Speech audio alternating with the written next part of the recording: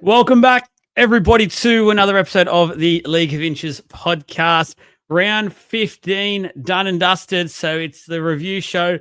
Plus, we're going to be putting our Origin 2 preview show at the back end of this one as well. So bit of a 2-in-1 basically podcast you get today. So I know last game we actually split this up and we did the Origin game 1 preview a day after. But this time around, we're going to decide to put them all together. I think it's just a better product for you guys to listen to. You seem to like those in-depth podcasts a lot more. So we'll go and rip and tear into that. So plenty to talk about. Obviously, it is a buy round, but myself and Jake, once again, he's back on deck for the review show, which is great to see. Got our Proud Blues gear on. They're only a small round, but there is so much to talk about, Jake. Oh, yeah. Look, a million different things happened this round, even just within that short 5 games. So it's kind of a good thing. We'll be able to go a little bit more in depth into it. It'll be good. Yeah, for sure. Just obviously what we do every week. So we just do the talking points now, guys. Probably my last week. I'll remind everyone about this. We're doing it for about 3 weeks now. I love it. I think it's a lot better of a style for you guys, a bit more engaging and not just yapping on about each game in depth, which you get from Fox Sports and all that sort of jazz anyway. So, so for the results, so Sharkies beat the Dragons 30 points to 18, had a massive second half in that game. The Titans 28 defeating the Manly Seagulls 8. What is going on, Manly? We will discuss that shortly. The Roosters overcoming the Knights 12 points to 8 at McDonald Jones. Very, very controversial try. Once again, we will discuss that shortly. The Dolphins on top of the world, 58 points to 4. The Cowboys have made the list. This list is going gangbusters at the moment. Guys, I appreciate and love the messages you send me about this.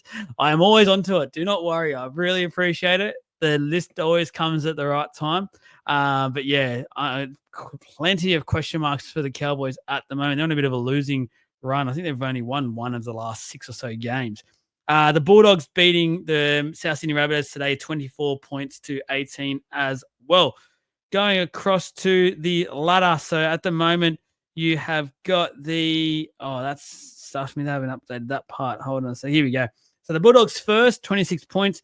Then you got both the Raiders and the Warriors, 24 points each. The Raiders finally notching a buy up. So they're starting to level themselves out a little bit.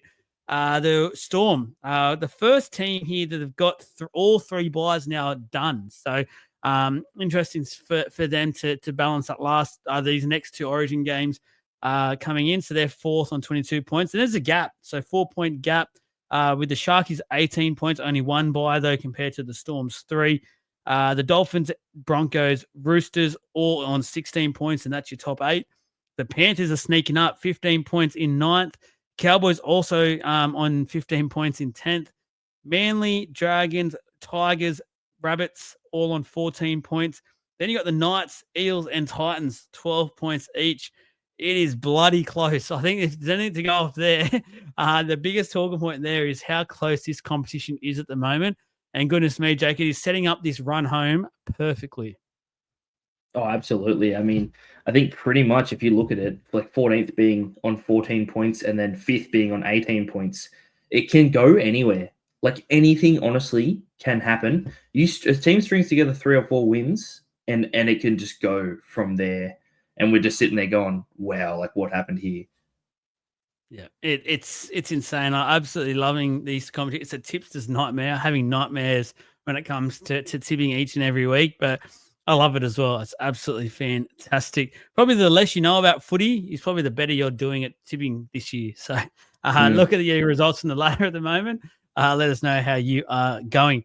Let's rip and tear. There's a few discussion points that crack open before we do get into Origin. I know everyone's probably frothing at their mouth. Just a quick one on that as well. Shout out to Caxton Street Brewing Company, the major sponsor for us as well. So I see the cans in the background. Make sure you go on, order yourself some cans. Fantastic drop, if I can say so myself. But if you're not too late, we actually have some tickets.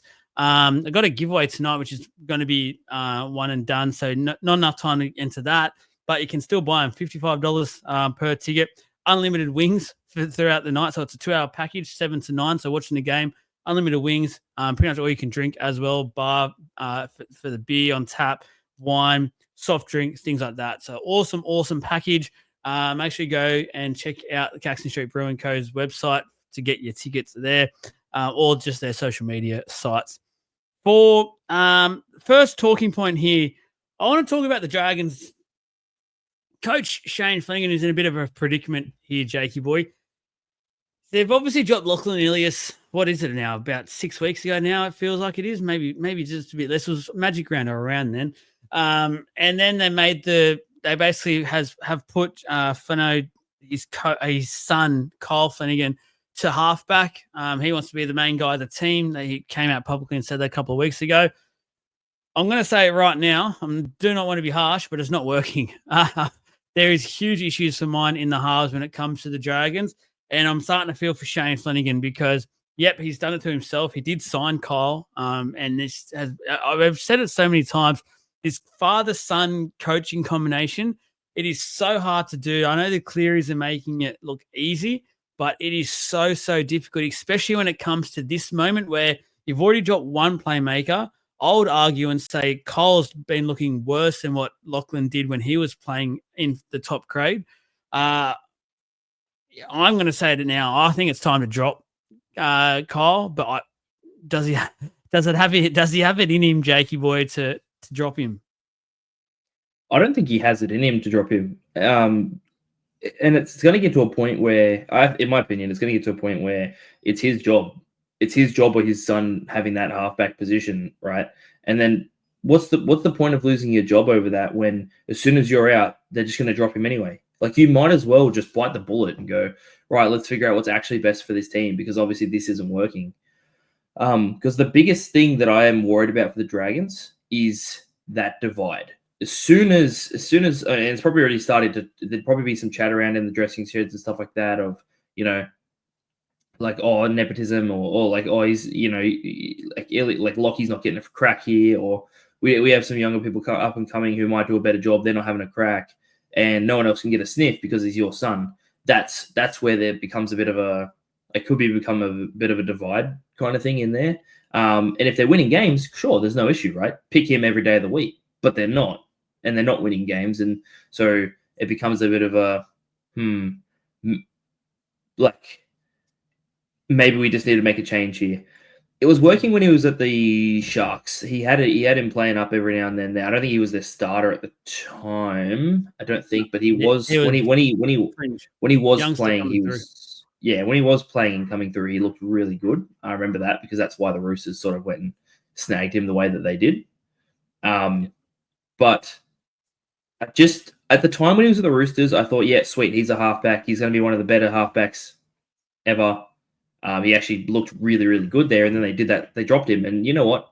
Ever since then, it's made sense to me why they've dropped him because he doesn't have good last tackle options. He doesn't provide much in the way of attack when attack isn't coming. Like when it's not flowing, he can't make it flow. He needs it to be structured and organized and rigid. And I just don't think that's where the Dragons are at right now. So I think, of course, Plano should drop him. It's a funny one for the Dragons because, to be honest with you, I feel like the first 3 or 4 weeks of this year, they looked really good. And when I look back to that, it was basically because Gutho was the center of attention. Gutho was doing everything for this team. And I don't over dramatize that. He was doing everything. And the half sort of fed off that a little bit.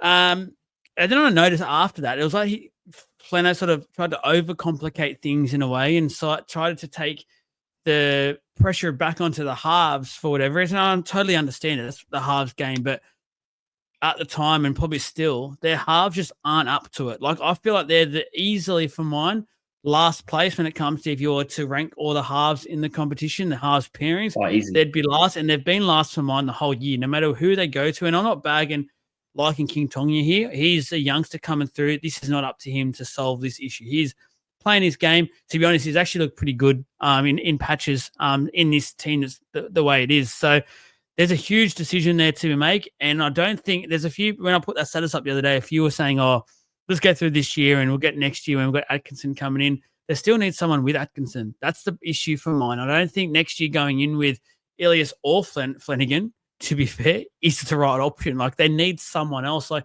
if I was them, I'd be knocking on Sexton's door the tomorrow morning and going, 100%. what do we need to do to get you over? Because for mine, Sexton and Atkinson with Gutho at the back and Cook or Little, whoever it is by next year. I'm potentially going to say Little, just by that big new extension that he has signed. So there must be plans for him. That for mine is definitely something you can pursue moving forward. Where at the moment, I can only see him continuing to start flirting with the wooden spoon. I actually quite like that call, the Sexton call. The only thing I suppose is that Atkinson for mine is a 7, not a 6.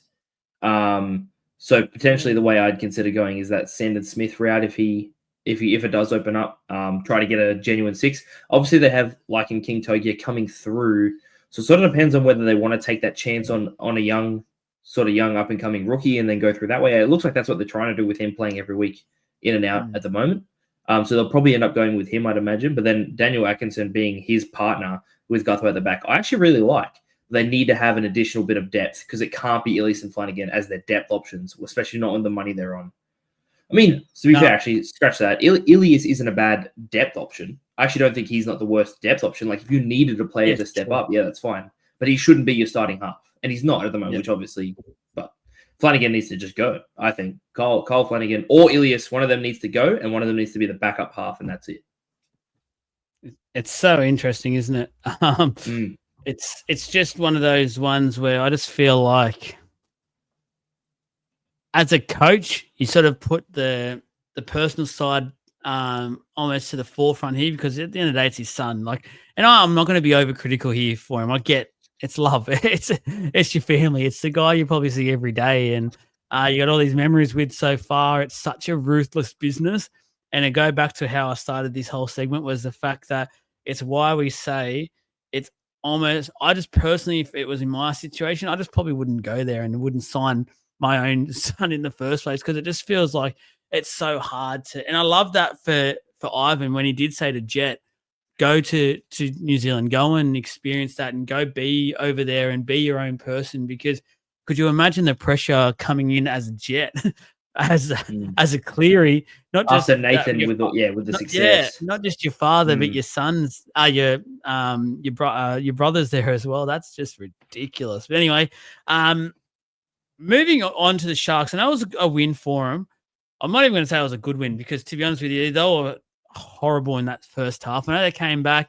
I still don't think they played fantastic footy in that second half, and I think it was a bit of a bludger of a game.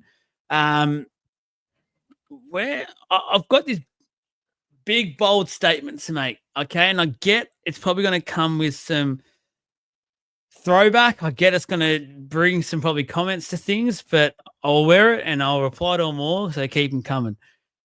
I think the Sharkies need to move on from Nicho Hynes sooner rather than later.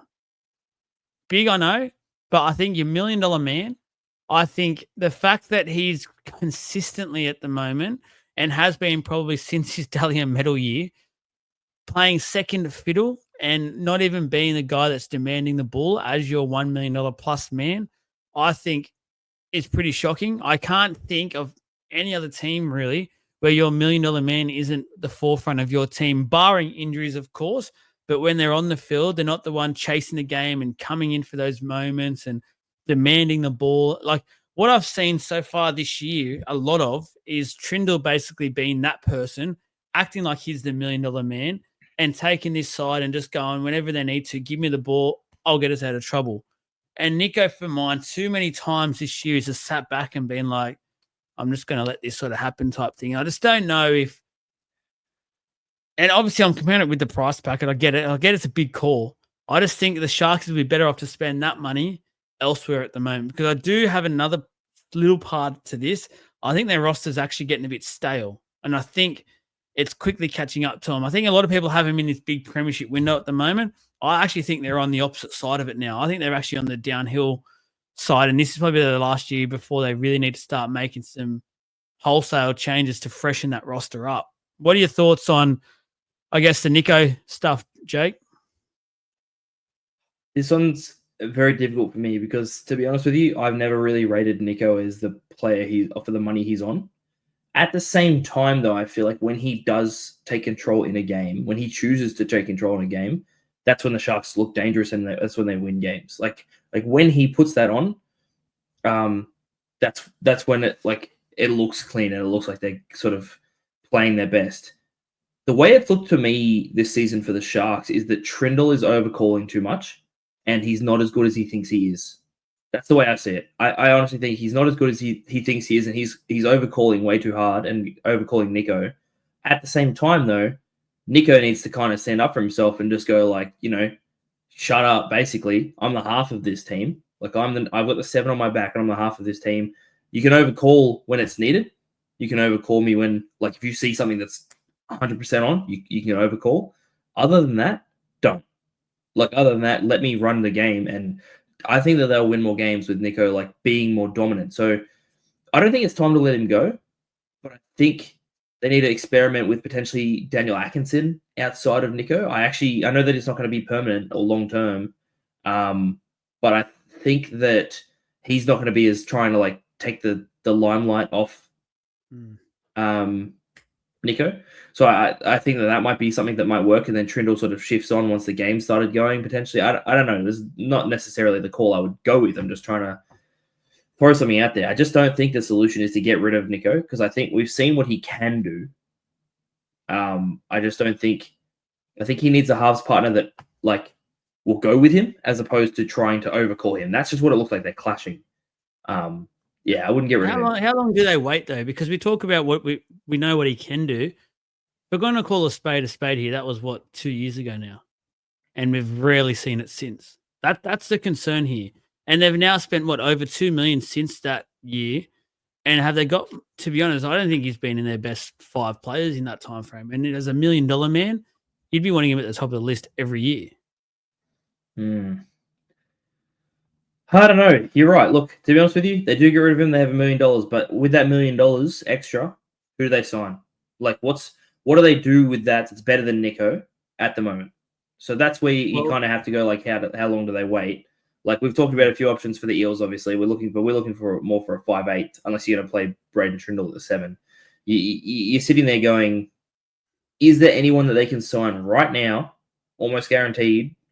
You know what? You got Sexton. You made that shout a second ago. Sexton is not necessarily a bad option for that kind of thing. But you wouldn't do that unless you're guaranteeing you're going to get him. You're not throwing that in there. You're not throwing away like having Nico Hines to then maybe get Sexton. Like, I don't know. It'd save you about $500K. That'd be pretty good actually. Look, I'm not going to say get rid of him right this second either. Like I get through the year. I get probably realistically have to go next year as well, just for the team salary caps. But maybe by the end of 2026, it's all over Red Rover, which I don't know what his contract is. I should have checked that before this one, but I'm guessing it wouldn't be that far away from that sort of time frame anyway. And then we know 2026 off contract market is quite decent, off for 2027, I should say. And there's definitely some, because then I saw sort of say the point there, I feel like their roster's a bit stale. Do you sort of see that? That their roster's stale? Yeah.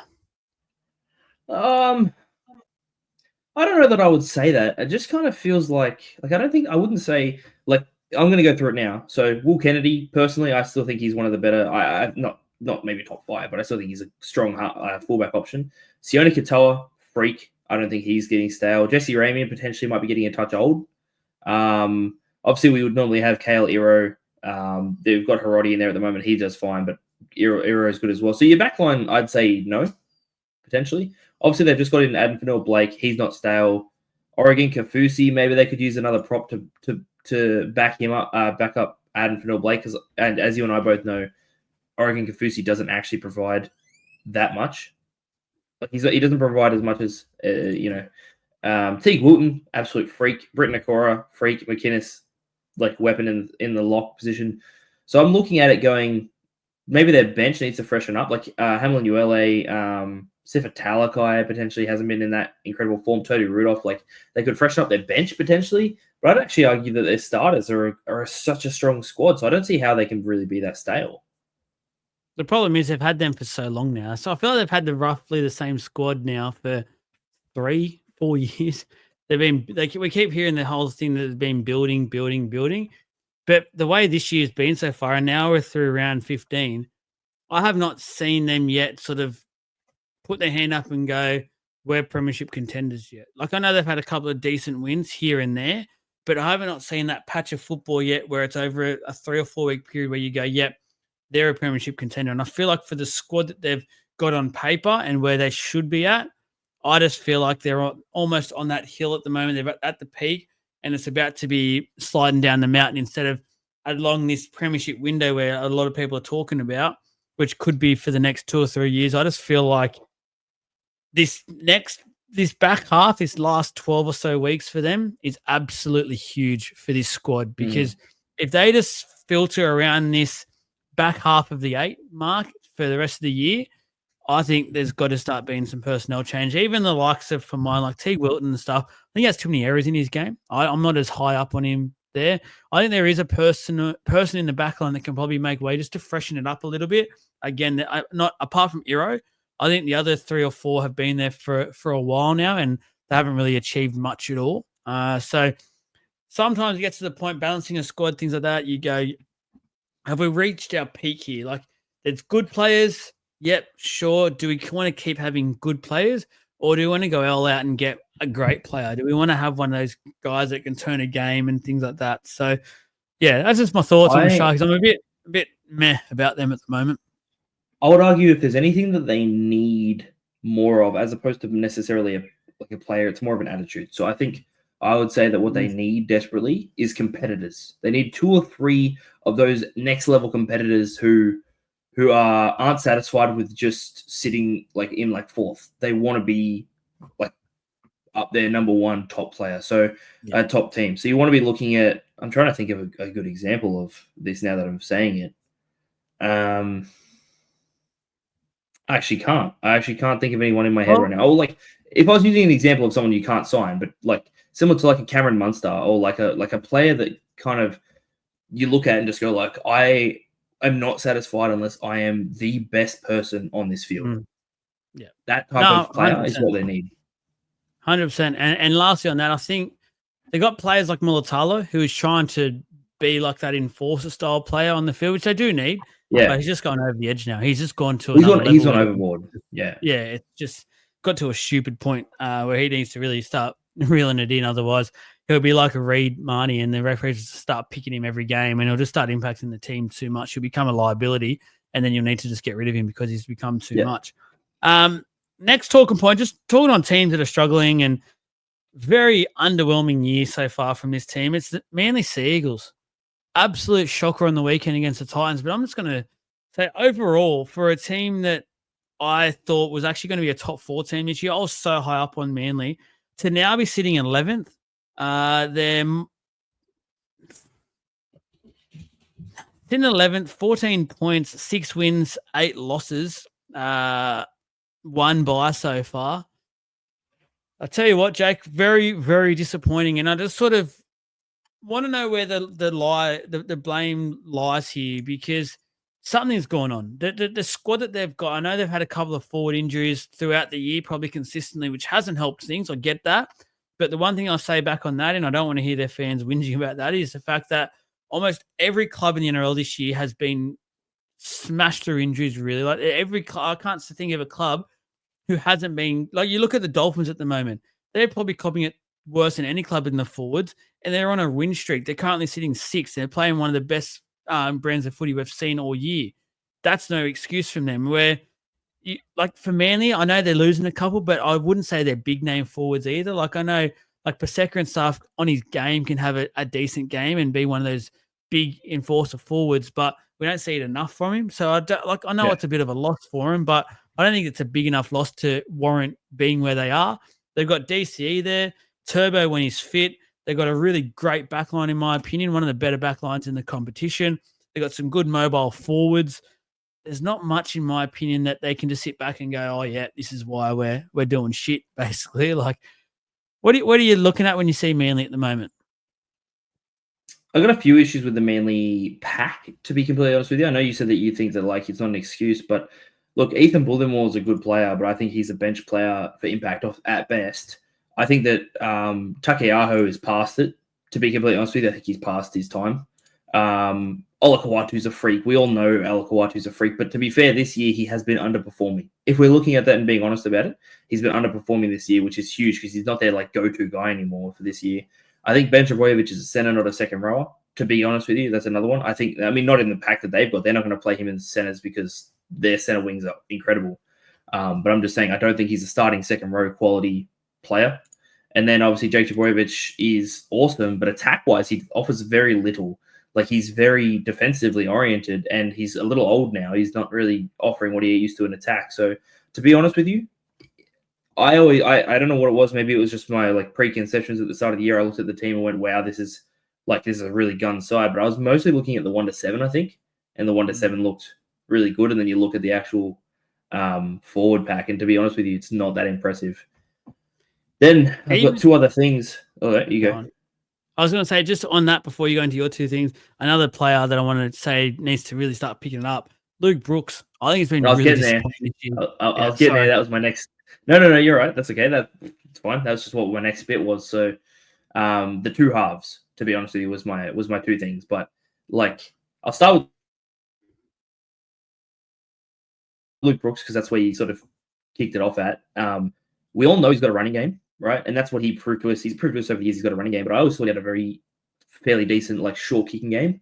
I saw a stat today. He's only got 3 forced line dropouts for the year so far, which is not good enough, to be completely honest with you. And I understand that they're not as important as they sort of used to be, but line dropouts are still a go-to method. If you know you're not going to score and you just need to put the ball in and like make that happen, you should still be having more than 3 times in an entire year, in my opinion.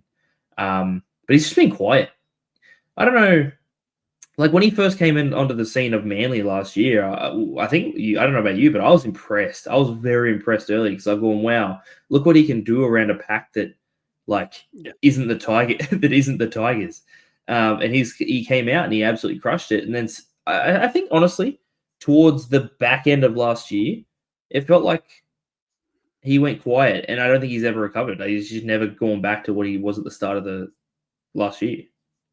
I agree. I think he's been below ordinary. Like I used to blame the Tigers basically and say he had too much pressure on him, and thought this would be the best thing that ever happened to his career.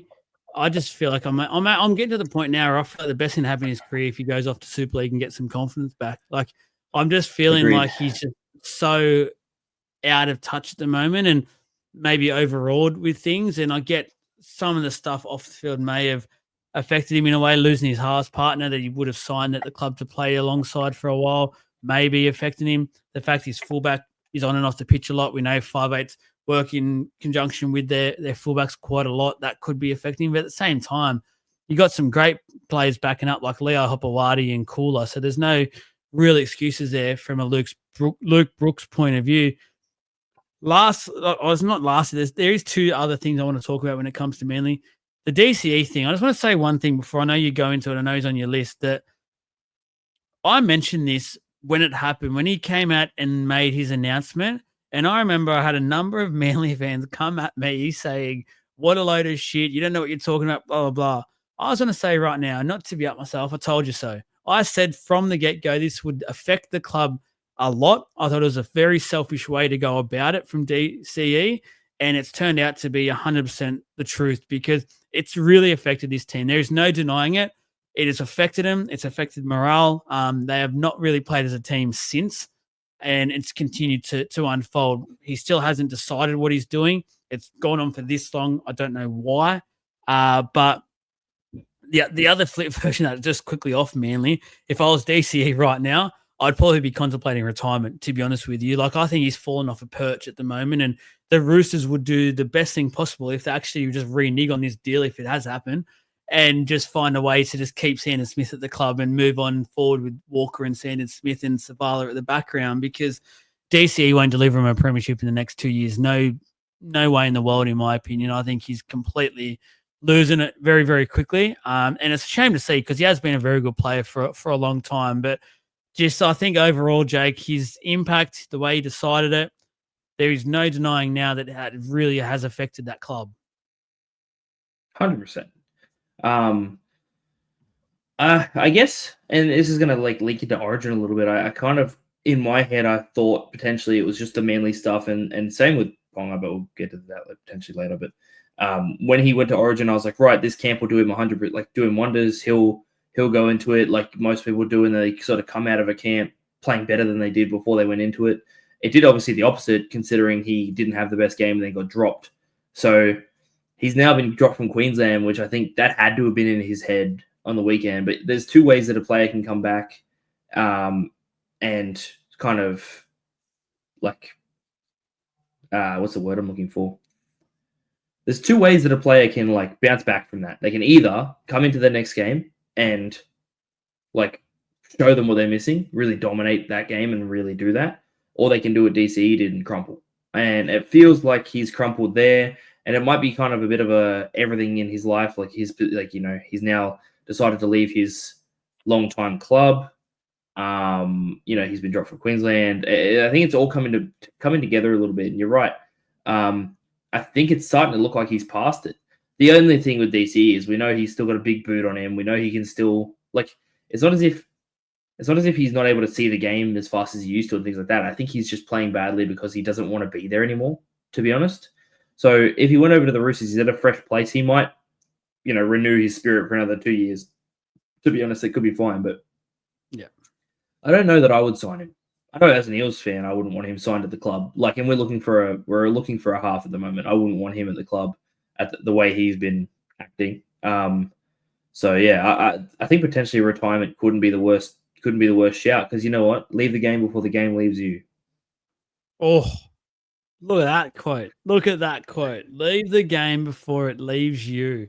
Jakey, another good one from you. Another classic from you. Just last one on Manly before we move on from him. I think they're just a big talking point at the moment.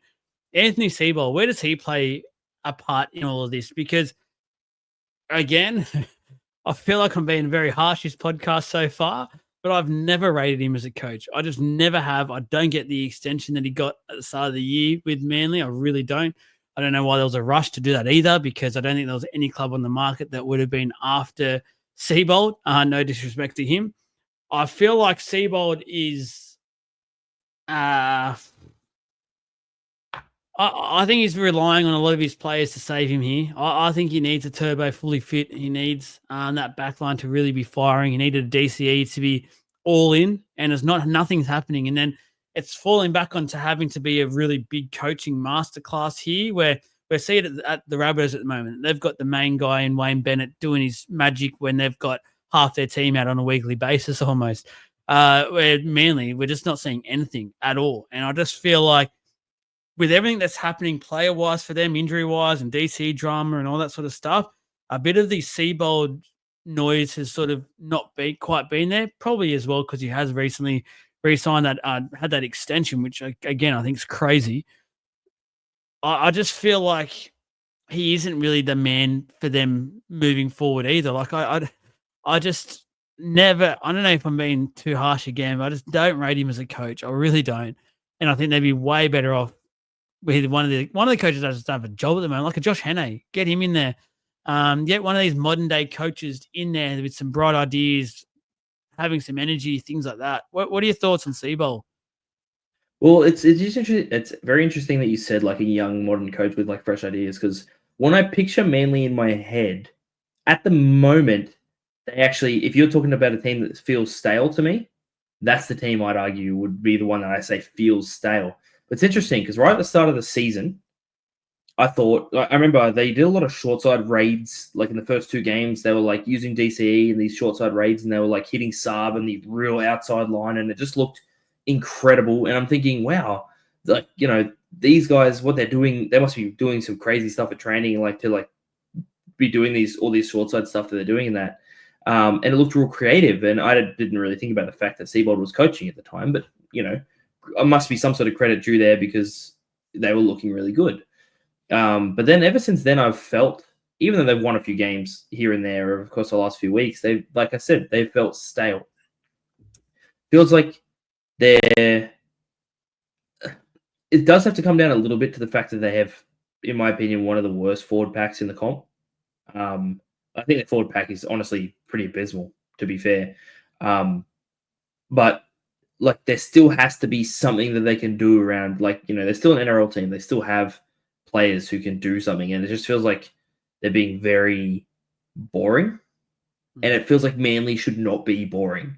With the team that they have, they should not be a boring side. They should be one of the most exciting teams to watch. As much as I'm not going to lie to you, I hate them.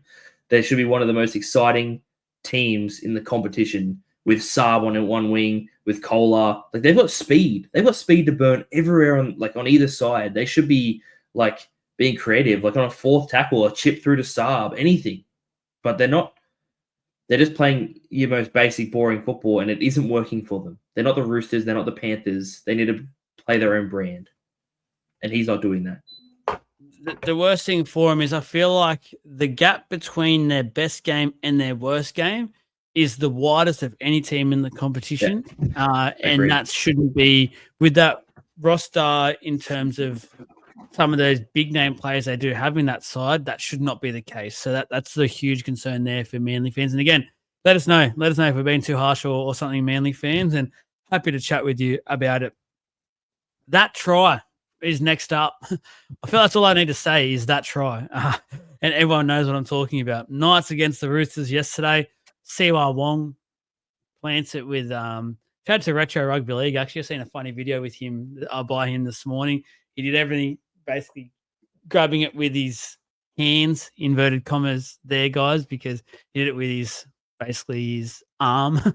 And Jake, I'm not going to say anything first here. What are your thoughts on this try?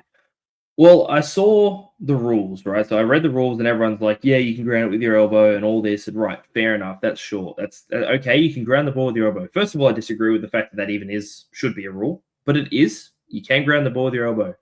However, there needs to not be separation. There was separation. He drops the ball out of his hand, right? And it clearly contacts the ground, and then his elbow hits it. That's separation. That is knocking the ball on. It is a knock on, clear and simple. There is no other answer. Done and done. Knock on. I have no other way to. There's no more I can talk about it. Knock on. I'm with you as well. I think it's a pretty short, sharp segment because I'm with you. I cannot believe this is given a try. I feel for Knights fans out there, even though we have been bagging you pretty much all year and saying how bad you are. It's not a good look at all that this was given a try. I don't think it was a try. The bunker once again has had a few questionable ones this week, in my opinion. I feel like they had another one today in the Rabbits Dogs game where it went off Tallis Duncan's hand and it went about 1.5 meters forward.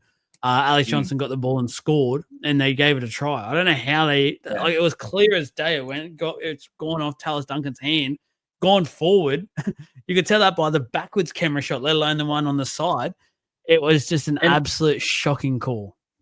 The interesting thing is you've said there somewhere along the lines of like where we've been bagging out Knights fans because they've been like bad this year and stuff like that.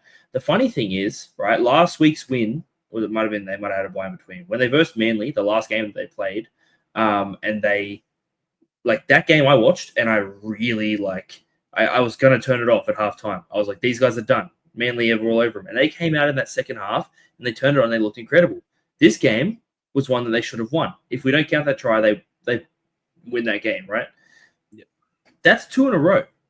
All of a sudden, you're on a hot streak. Like, all of a sudden, you've won 2 in a row. It becomes not just a win and then a loss and a win. It's you've won 2 in a row.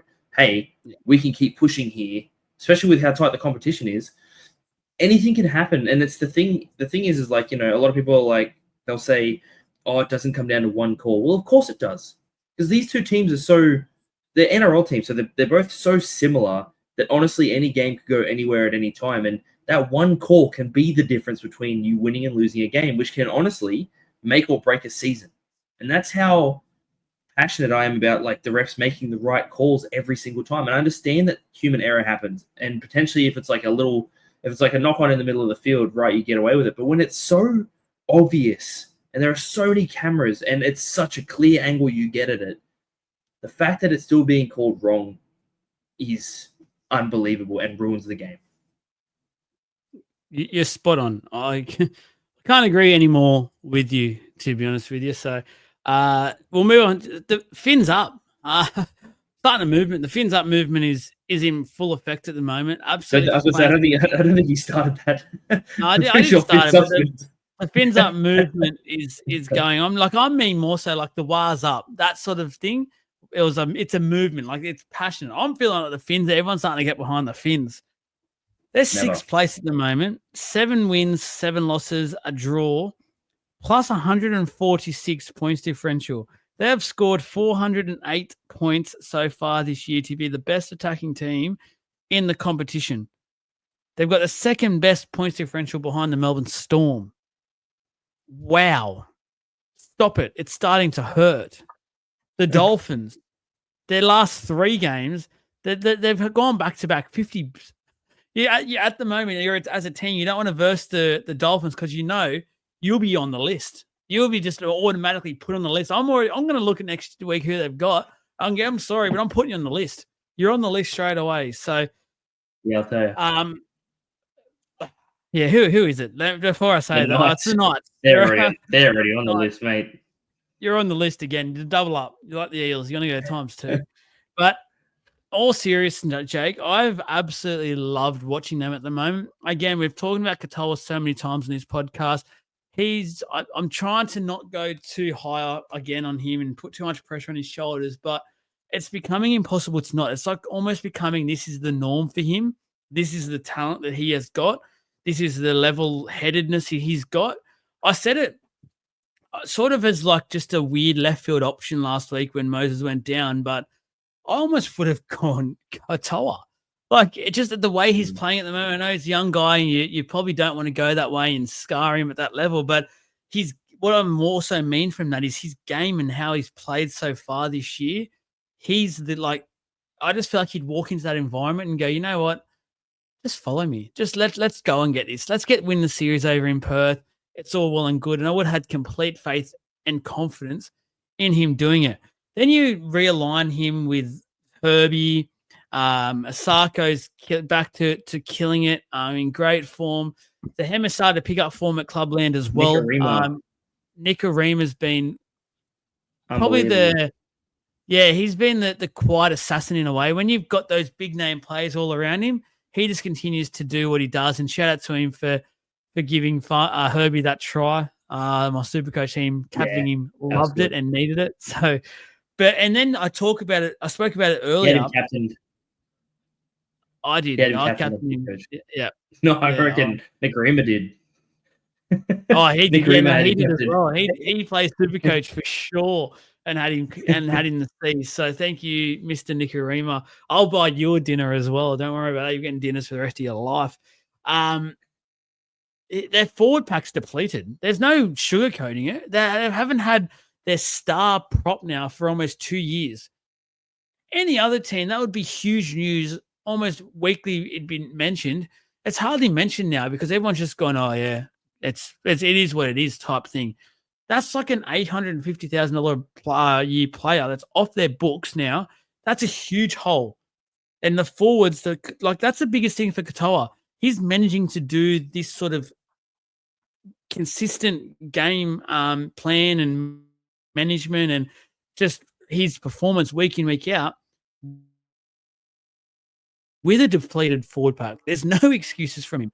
I'm so big on him, Jake. I'm so big on the Dolphins at the moment.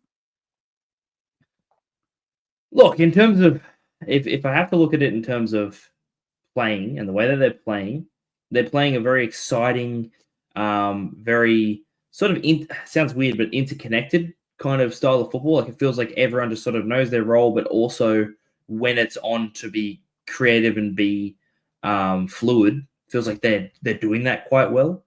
I don't like the Dolphins. I'll be honest with you. There are a lot of teams I don't like, and I'm willing to be honest about that. I don't like the Dolphins, and I will continue to not like the Dolphins as long as Felice Kafusi is on there. I'm not going to go any further into that, but as long as Kafusi is on that team, I'll never like the Dolphins.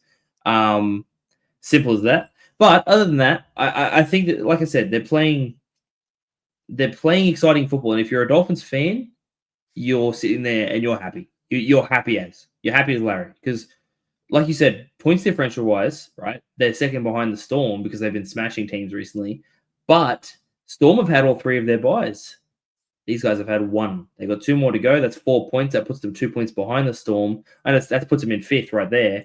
I understand that's just specifically talking about the Storm, but they're exciting. They're exciting to watch, and you'd be happy if you're a fan for sure, especially knowing that you've got Isaiah Katoa, who seems pretty locked into the club. 100%. Get that trumpet going, I say, because I feel like there's something special coming for the Dolphins. And look, there is a chance that these injuries do catch up to them towards the back end of the year. And to be honest, I probably wouldn't bag them if it does, because it's been a hell of an effort so far to get to where they are. And they're taking advantage of the fact, like, this is a big point of the season where we say from the start of game 1 Origin all the way through, it's like this 6-7 week window in the NRL where teams need to take advantage. If they feel like they can, they need to. And I feel like the Dolphins are one of those teams that are just grabbing this opportunity and going, you know what? Let's tear some teams apart. We know we can do it. Let's do it. And they just haven't taken a backward step, which I just love. I absolutely love. We talk about someone like Manly just before, who should be doing that with their team they're able to still put on the park. The Dolphins, you compare their rosters and their teams and stuff week to week, incredible effort. Just incredible effort what the Dolphins are doing at the moment. What other team is putting 58-4 in a team with Francis Molo as their starting prop? Like, it just shouldn't happen. It's ridiculous. It is absolutely ridiculous.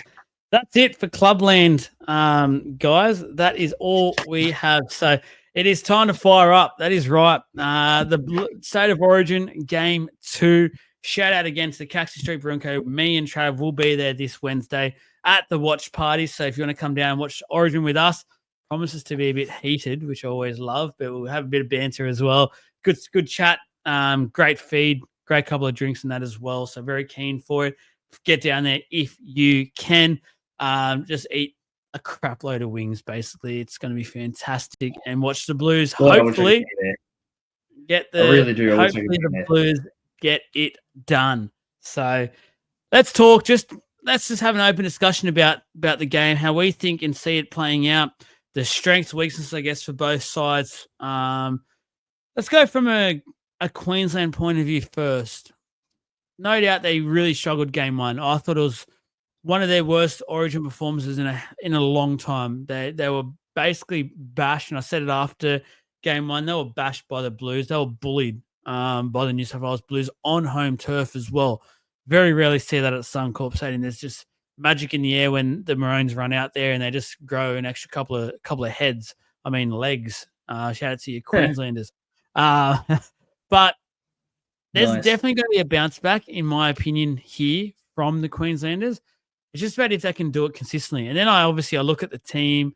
I look at these changes that Billy has made. I see the fact that they've almost confirmed that Carrigan will definitely be starting on the bench and come on. I think that's crazy. I still think it's crazy. I'm at the point where I'm starting to feel like just Billy is overthinking the room.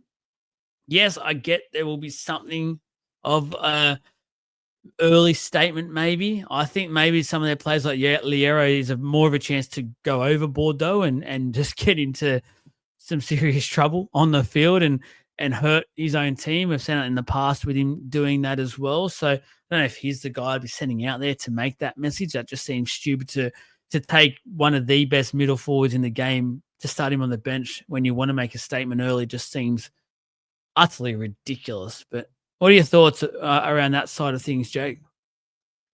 Can I be completely honest with you? Look, before Moses... No, I'll lie to you. Before Moses was named as being out, right? This is coming back to the Queensland side. Before Moses was named as being out, and then Jerome Luai got shifted in, and obviously we lost Barnett. I was sitting there going, you know what? Comfortable. Right, we'll win this comfortably. And it won't be too concerning. But you know what? I have this weird feeling. I don't know what it is. I didn't have it at first. I've got this weird, irking feeling. It's just sitting, gnawing at the back of my brain that Queensland is just going to come out and be spectacular. They're just going to do something, right? I don't know why. And every decision that they've made, if you know what I mean, like, it doesn't look right. It doesn't look like it's going to work. I just have this weird, aching feeling that it's going to click. And something's gonna happen here, and I think we're gonna lose a game we shouldn't lose. That's where I'm sitting at for that. In terms of that's where the feeling is for me, right? But if I'm looking at it from an objective point of view, if I'm looking at the team on paper, then he's made some weird choices, right? We've talked about this before. I think Ruben Cotter is a 13. Trent Leara should come off the bench. I think there's no reason at all why you don't have Paddy Carrigan starting. Like, that's just unbelievable to me. Whereas you could have Tino and Paddy at the start to try and, hold off the attack of the Blues, which is what kind of cooked them last time. Kurt Capewell has the most misses, like defensive misses, in the NRL at the moment. He has 20 more misses than the next person along in. Bad. Like, that's bad. You shouldn't be like, how is he making Origin, right? I'm sitting here going, these are silly choices. How are these happening? Jeremiah Nanai was one of their best second rowers the other day. Like, he should be your other starting second rower. Lindsay, that's it. There's like 4 or 5 changes there. Like, where I'm sitting going, it doesn't make sense. Like, wouldn't you pick your just best team you can pick? But it feels like Billy has some sort of hidden plan, and I hate it. He might have something up his sleeve. I'm not too sure. One other aspect I'm very worried about is the kicking game for Queensland. No DCE, Dearden and Munster are no notable kickers in my eyes. I know Munster did a fair bit of the kicking in game one, but I also feel that's part of the reasons why they just were manhandled, because his kicking game just isn't great, to be honest with you. So I think especially long kicking game will be a huge worry and concerning part of Queensland's game on Wednesday night. So Queenslanders really need to be careful there. And they need to work. Like the hammer for mine going to the wing, I don't quite understand it, because he's not one of those. We see him at fullback for the Dolphins. He's not a working fullback. Like, he doesn't go out and make 250 meters off 25 hit ups. Like, he's not that sort of a player, which I feel like at the moment Queensland are crying out for those players to match what New South Wales backline are doing. And to have it and to switch that over, I get Holmes isn't a winger and looked so out of place in game one, it wasn't funny. And I get you need to somehow make that change. But at the same time, it's sort of, don't you just go, you know what, we need a winger instead? Like, we need to leave every other game he's played so far at Queensland level, the hammer, he has been at centre and he's been one of their best players on the field.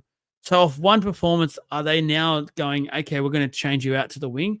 I don't get that change. That for mine is, again, I know I sort of have the same feeling as you, Jake. I feel there's something in the background cooking up that is going to get to us. But at the same time, I just, on paper and the way these changes are looking like they're unfolding, I just don't get it. I really don't get it. And just, again, I feel like he's just trying to overcoach here, and there's no need to.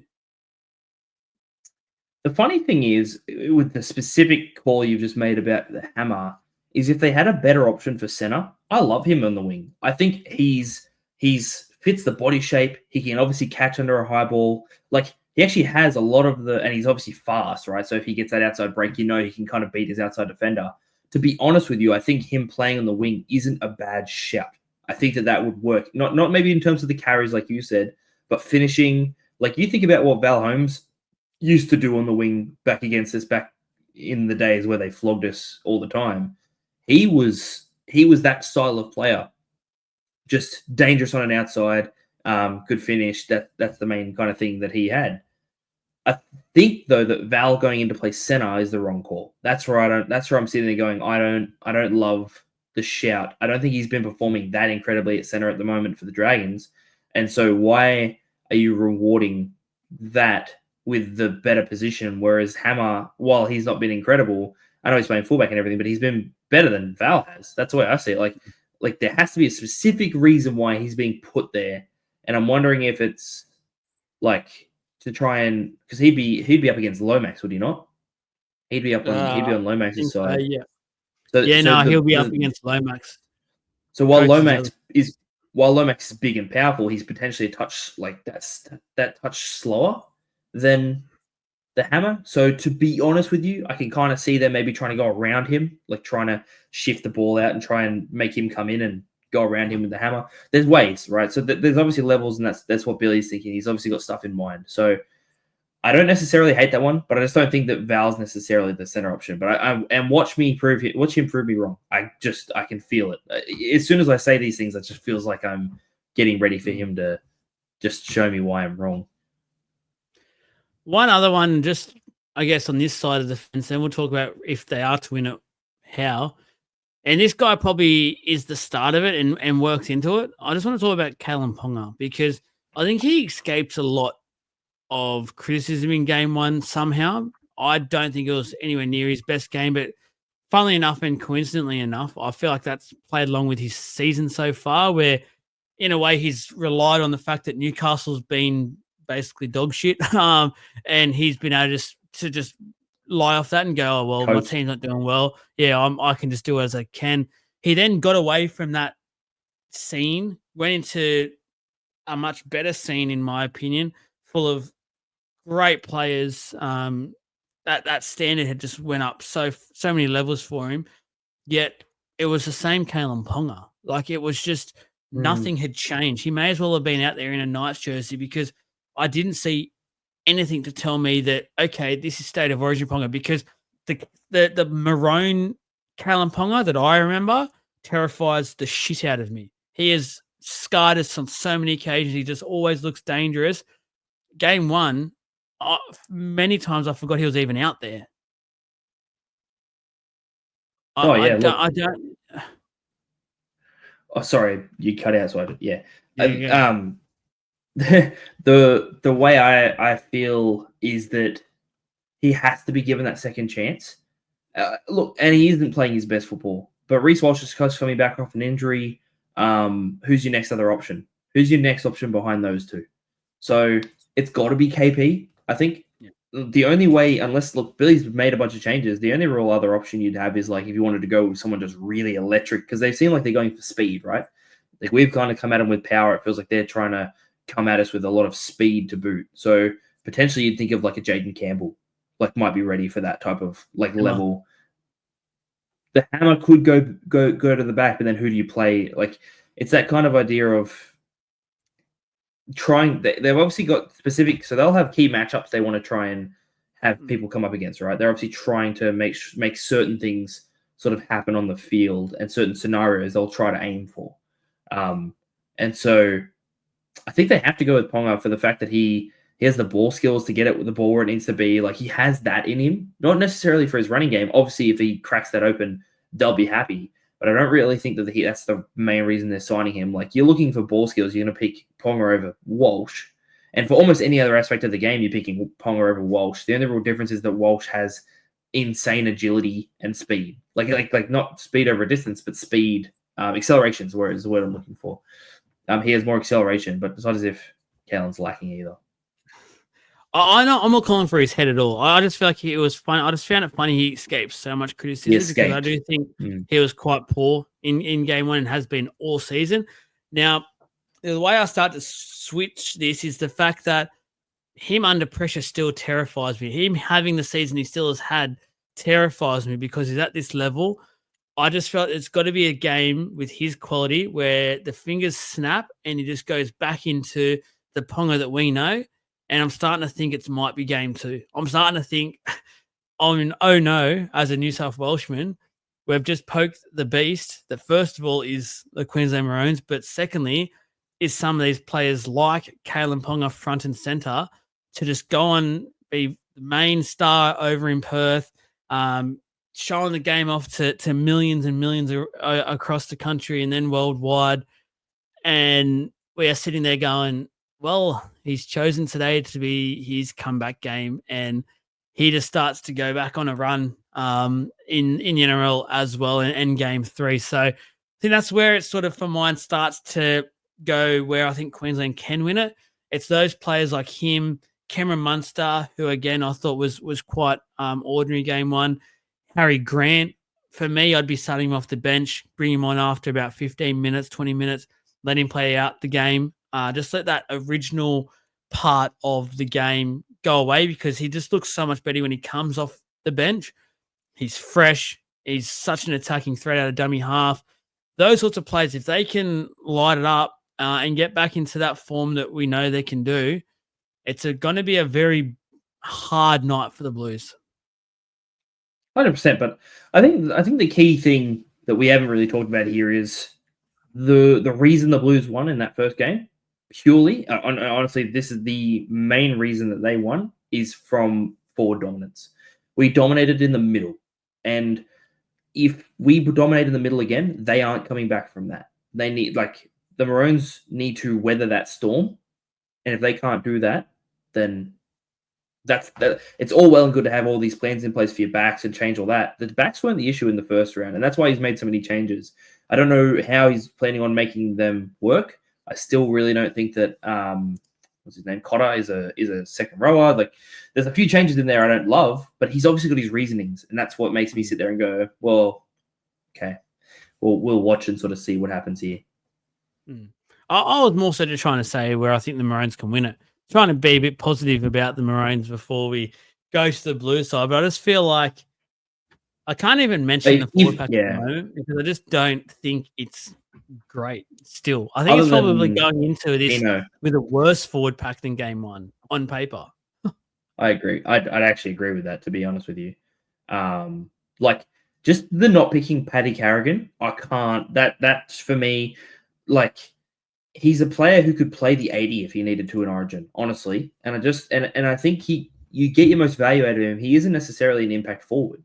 You get your most value out of him by playing in big minutes and keeping him on the field and using your other interchanges in other places for impact. So I can't.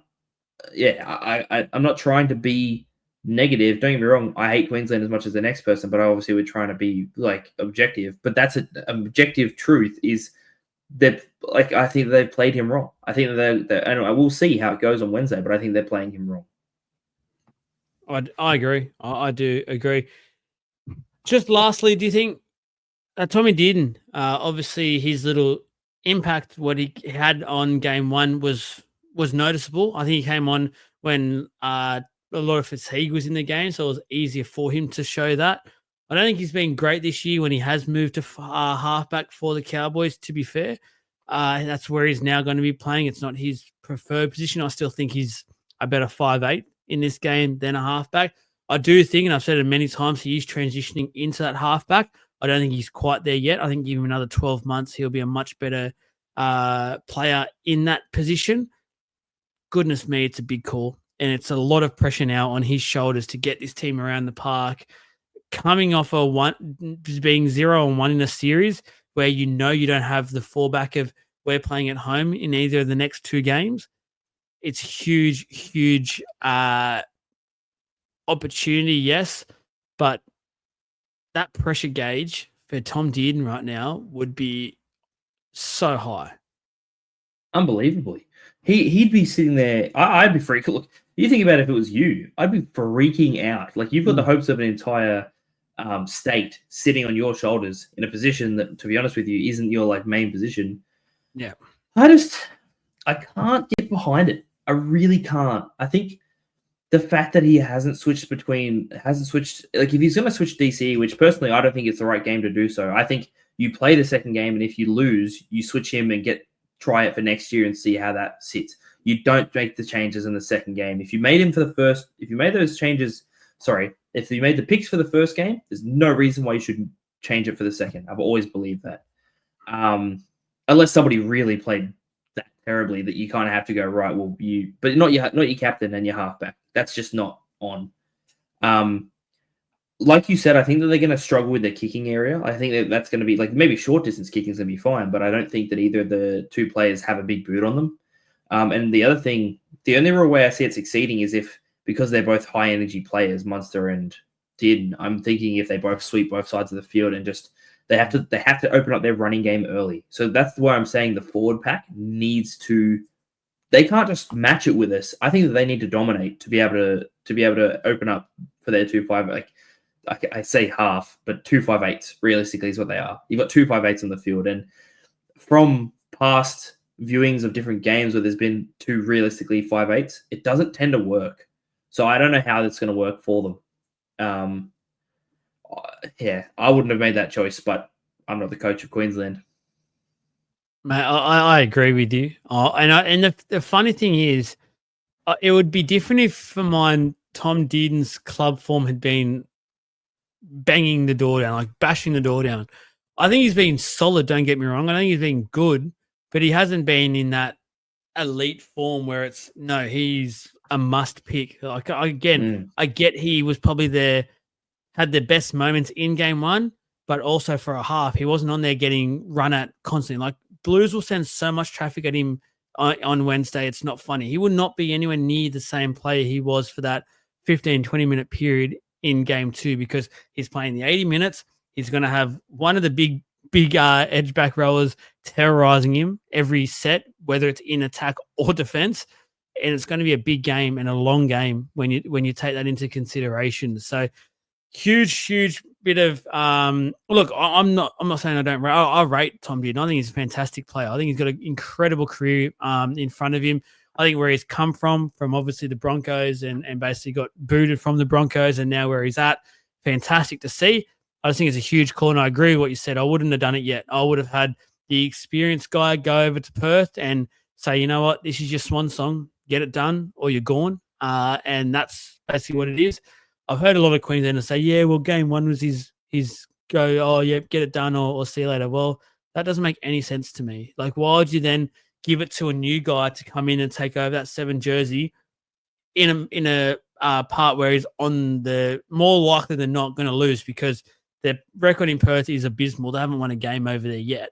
And they're coming to then Sydney in game 3, where it's more than likely one of these games, and don't want to mock it, don't want to jinx it, they will lose and they'll lose the series. I just don't know if you want to be throwing your new number 7, who will be it for years to come, into that furnace. It just doesn't make a whole lot of sense to me at the moment. But hey, I'm not the Origin coach. I'm sitting here doing a podcast talking about it. For the Blues, there's not a whole heap to talk about, I guess, from only really 2 things. The worrying side of it for mine is obviously the No Moses and the Luai enter into this, I guess, because for mine, it's easy to say, yeah, he did it last year, did the job, we won the series, he was good last year, I get all that. What I watched in game 1, though, was a New South Wales side that their halves thought straight every time. They just were so dominant through the middle and being so direct. And I know Luai's game is the opposite to that. And that, for mine as a Blues fan, has me really, really concerned. And why I would have gone Burton as my choice at 5'8", because he plays a lot more straight and a lot more dominant and matches sort of that Moses style, and his boots are phenomenal as well. But I understand why you go for Luai. I do. And I hope the whole getting back with Cleary and these Panthers brothers and things like that is what they go for. And it helps us get it on game 2. But being concerned at the moment, and being one of the areas of concern, is that, because I don't want us to go away from that style of play. I want to know if Luai can actually play that way. I haven't seen anything yet from Club Glenn this year to suggest he can. Maybe he's waiting to play with some better players, because, to be fair, the Tigers have been very up and down this year. He's getting to play with the best of the best on Wednesday night, and hopefully he can step up. Are you concerned, the same sort of concerns as I have there, Jake, or a bit different? I wouldn't say I have concerns. Look, to be honest with you, I think if we're being honest about it, I think it's a good call. Like, he had 2 options really. You play Burton or you play Luai, right? They're your 2 options. Now, Laurie Daly, specifically, if we're looking at him as a coach, right? He's lost a lot of these games. And you have to feel for him a little bit. He's lost a lot of these games. He is known mostly as the coach who lost those 8 in a row. That's what he's known for. He wants to win, and he will do anything he can and pick any players in his team that he can to win this game. So I understand him not taking a risk on Matt Burton as his choice. I get it, right? I can sit there and go, right, fair enough. Okay. At the same time, I think it is Burton's time. I think that he is he's finally, he's 5'8", top of the comp. He's their 18th man. He's been their 18th man for friggin' forever, and he has played Origin before, don't forget.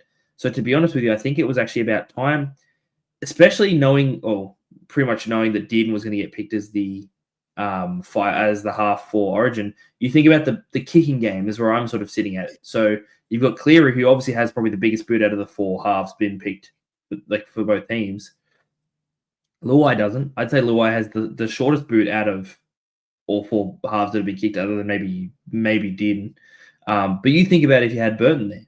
We know Burton plays nice and straight. We know he plays nice and direct. He's a big body. He would defend well. He's got a really good running game on him, and he plays, like I said, nice and straight. But his kicking game is where you'd have that advantage. So obviously you've got Cleary and him then. So your long distance kicking game's sorted. So you're always starting from further up on the field than Queensland are. Like I think, to be honest with you, I would have liked to see Laurie Daly take a risk on a player they already had in camp while they're playing in Perth and we've already got a win on the board.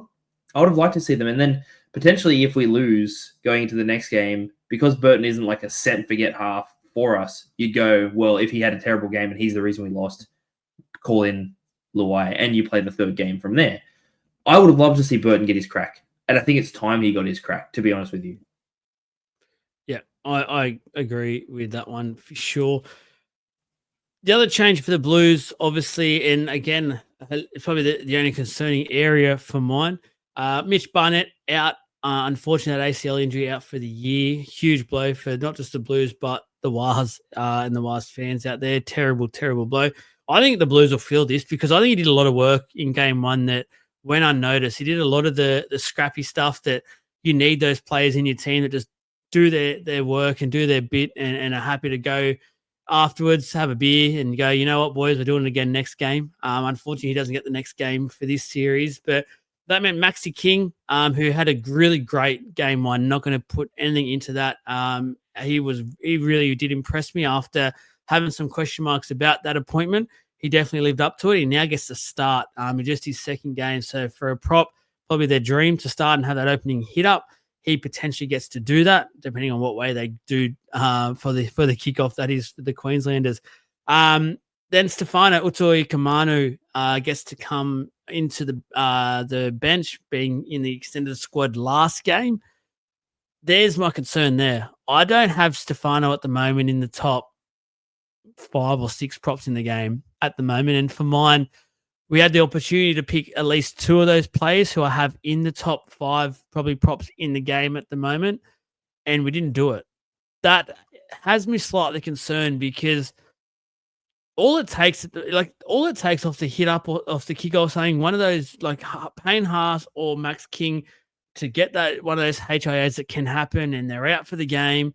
All of a sudden, you're going to be asking Stefano to be playing 50, 60 odd minutes or something in an Origin game where I don't think he has that in him to start with. And secondly, I just don't think he's that quality of player to be at that elite level for that. Like, I'm happy for him to come on for a 15-minute stint and just get his work done. I feel like he could suit that, but I don't really want to be picking players to do a 15-minute stint in Origin. Like when you got players Other like than Terrell Spencer, May, we've already got one. Yeah, we've already got one. Spencer. yeah.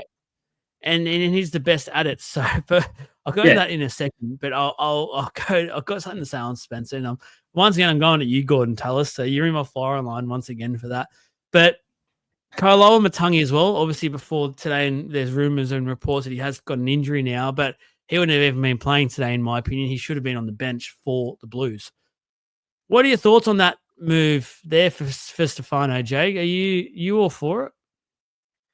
Oh, no, I'm not. I think, look, I don't think he's the worst choice we could have gone with. I'm not sitting here mad at it, to be honest with you, but I don't love it either. Like, there were better options, and I can't understand. The big one for me is Kailoa Matangi, to be honest with you. Kailoa Matangi would be the perfect impact bench forward, but if you needed him to stay on, you could see by the work rate he's been putting on for the Rabbitohs. I mean, I believe he got injured tonight, but so he wouldn't have if he was in the camp. Apparently.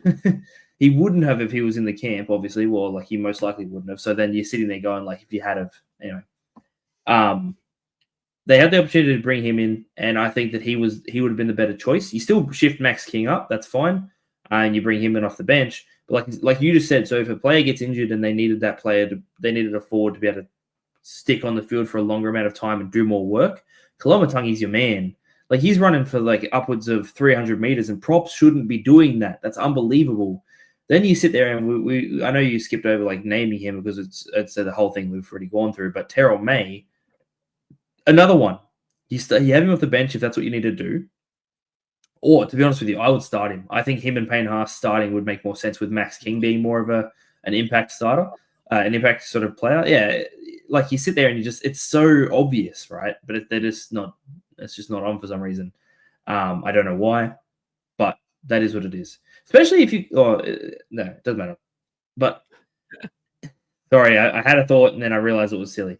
But Stefano, I reckon the only reason he's in that side, the only reason, and this is honest, is Craig Bellamy. He would not be in that side if Craig Bellamy was not on the coaching staff. Fair shout. Absolutely fair shout. Just a quick one as well. I mentioned I was going to go in on him about it. This whole Gordon Tallis narrative about Spencer Leniu at the moment not being tough or something because of the minutes he plays or he's not taking an opening hit up. He's probably the best he's probably the best impact forward we currently have in the game. That's his job. That is what he does best. If that is what you do best at your job, you don't change that. You don't go away from that in the elite level game of rugby league. Stop trying to justify the fact that the Queenslanders did the pussy option, and that was to not kick it to him when were all beaten up on him for weeks before that, had front and back page headlines about him, calling him a grub, all that sort of stuff. And you had the chance to show him out and put him on show, and you didn't. That's the whole problem there. Don't come back and try and put this back on Spencer and try and call him out. No, mate. He does what he does. I'll add something in on that with you. What a really dumb thing to say. Like, he really showed his intelligence there, Gordon Tallis, when he said, oh, like, if he was really tough, he'd play 80. What props are playing 80 in Origin? Explain that to me. What props? You name another prop that plays 80 minutes in Origin, right? Consistently. And, like, did Gordy play second row or did he play prop? Second row, yeah. Second row, yeah. Well, see, second rows can play 80. Don't get me wrong, they have a hard job. I'm not saying that. But I'm just saying, props don't play 80. They're in the middle. They do the most work in the game. Like, they are under fatigue all the time. And I think that it's simple as, it is simple as, they didn't kick to him. They can call it tactics. They can call it what they want. But the Maroons had the opportunity to actually demoralize the Blues, and they didn't take it. They had the opportunity there where they could have demoralized the Blues and gone, righto, let's give him his kickoff and let's absolutely belt him on the stretch down here. And, that's gonna rev us up. But they've just gone, no, let's kick down the other side and play it's like easy and play tactical, which, sorry, Gordy, but that's piss poor. That's what that is. That's poor. Yep. Let's say the Blues win it. What's the reasons behind the win? For mine, it's just they keep going from where they left off. Game one, up the middle, very tough. Bully Queensland once again. Then off the back of that, they just light up in the back line with a lot of these stars. Cleary on show. Basically now has the complete keys to this castle now, which could only be a dangerous thing for Queensland when you've got the best player in the world having complete and utter control now over this team. No questions about it. That for mine is just, I don't think you don't need to overcomplicate this one. It's just continue to go up hard, do everything at 100%, which we did so well at in game one, whether it was defense, attack, everything.